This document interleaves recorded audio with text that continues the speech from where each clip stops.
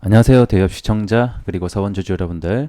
저는 서원과 관련해서 여러분들이 투자하시면서 알아야 되는 중요한 이슈, 재료, 일정들 하나하나 알려드리는 멘토 이진욱입니다. 자, 오늘도 서원 데일리 리뷰 시작해 보도록 하겠습니다. 우리 서원 같은 경우에는 다들 아시다시피 이 구리의 테마에 엮여 있으면서 이 구리의 가격이 오르거나 내리는 거에 따라서 함께 좀 동행을 하게 됩니다. 그래서 이와 관련된 이슈들 오늘도 함께 보도록 하겠습니다. 현재 구리 최대 생산 기업 중에 하나인 코델코가 이 미달 물량들이 계속해서 발생을 하고 있다고 합니다.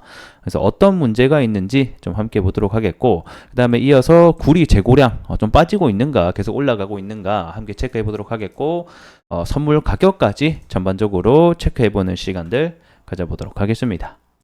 자, 구리 이슈와 관련해서 뉴스 함께 체크해 보도록 하겠고, 이어서 구리 가격과 재고량까지 순차적으로 보도록 하겠습니다.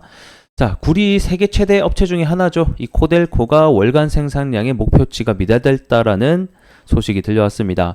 그래도 좀 긍정적인 뉴스가 하나 들려왔네요. 공급적인 측면이 줄어들 수 있다라는 얘기겠죠.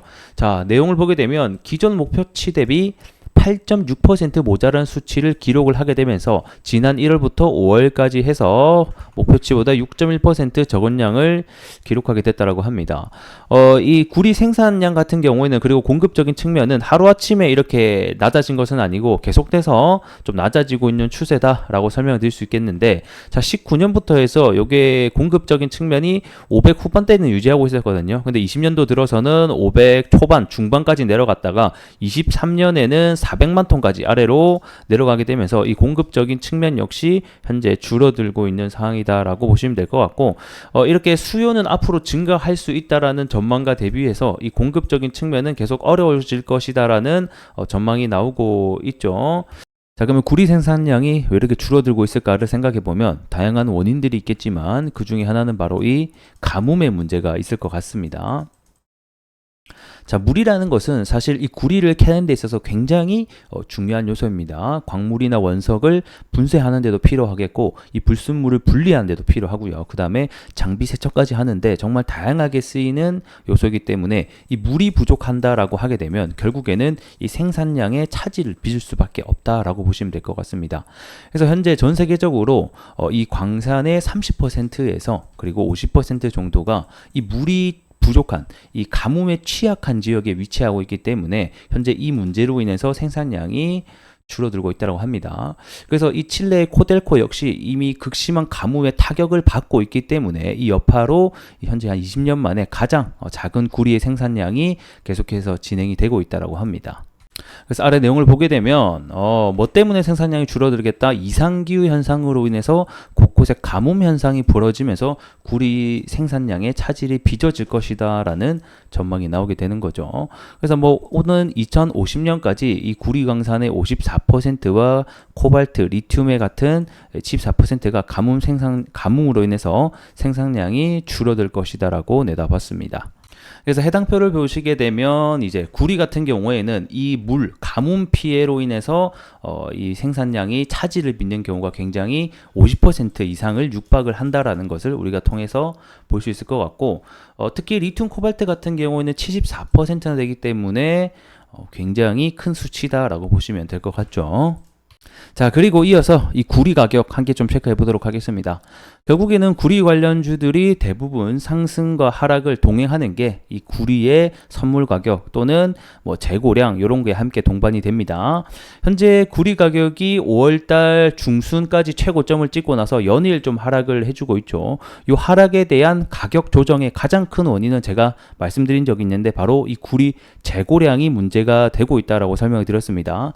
전반적으로 수요는 굉장히 클 것이다라는 전망이 앞서는 가운데 실제 데이터 같은 경우는 재고량이 계속해서 늘어나고 있는 상황이다라고 설명을 드린 바가 있죠. 그래서 현재 이 구리 가격 역시 선물 가격이 현재 좀 제대로 된 반등을 하지 못하고 이 추세 자체가 계속해서 하방으로 이어지고 있습니다. 그렇기 때문에 우리 관련주들이 대부분 같이 좀 하락이 나오고 있는 상태다라고 보시면 될 것 같고, 그래서 제가 이 재고량은 오늘도 한번 좀 체크를 해봤습니다. 현재 6월 26일, 27일 기준으로 했을 때는 이 재고량이 줄어들지 않고 계속적으로 좀 늘어나고 있는 상황이다라고 보시면 될 것 같죠. 그래서 이 재고량이 제가 줄어드느냐 안 줄어드느냐가 결국에는 이 구리 가격 반등의 시발점이 될 수 있다라고 다시 한 번 더 설명드리겠습니다. 그래서 이게 재고량이 이제 줄어드는 시점부터 다시 한 번 더 구리 가격이 좀 재반등이 나오는 시점이 될 것 같아 다시 한 번 더 말씀드리겠고, 그래서 이게 이제 재고량이 계속해서 올라간다라고 하면 지금은 뭐 추가 매수를 한다던가 우리가 신규 진입을 하기보다는 조금 더 지켜봐야 되는 상황이다라고 보시면 될 것 같습니다. 자, 이제 차트로 들어와서 전반적인 시장 분위기 함께 보도록 하겠습니다. 자, 어제 그리고 엊그제까지 해서 구리 가격이 조금 반등이 나왔습니다. 대표적인 종목으로는 이구산업이 있죠. 이구산업이 어제 그리고 엊그제까지 해서 반등을 한 7%, 8% 정도 보여주면서 그래도 어느 정도 관련주들이 좀 방어를 하고 있는 모습이 나와주지 않았나라고 생각이 들고, 특히 KBI 메탈이 어제 좀 상승이 많이 나와줬습니다. 이것도 구리 관련주인데 어제 18% 정도 상승이 나와주면서 이 대부분의 구리 상승을 만들어주는 가장 큰 원인이 되었다라고 보시면 될 것 같습니다. 이 KBI 메탈 같은 경우에는 이 구리와 플러스 전선까지 함께 엮여 있는 종목이거든요. 자, 그런데 최근에 이 전선 관련주들이 대거 상승이 나오고 있죠. 아무래도 전력 수급 관련해서 이 여름철도 전력이 많이 사용될 것이다라는 소식 속에 이 전선 관련주들의 랠리가 이어지게 되면서 결국에는 이 전선 안에 들어가는 게 구리이다 보니까 이 구리 관련주들도 좀 함께 반등이 나오지 않았나라고 생각이 듭니다. 자, 사원 같은 경우에도 반등이 조금 나와주긴 했는데 뭐 사실 뭐 나왔다라고 하기에는 굉장히 작은 수치라서 아직까지는 여전히 좀 지켜봐야 될 자리가 머물러 있다라고 보시면 될 것 같네요. 그래서 오늘은 이와 관련돼서 여러 가지 좀 브리핑을 드렸는데 뭐 여전히 자리 같은 경우에는 계속 좀 지켜봐야 되는 자리이지 않나라고 생각이 들면서 중장기적으로 좀 재고량이 빠지는지 그리고 구리 가격이 다시 한번 더 올라오는지를 제가 영상을 통해서 여러분들에게 계속해서 체크해 드릴 수 있도록 하겠습니다.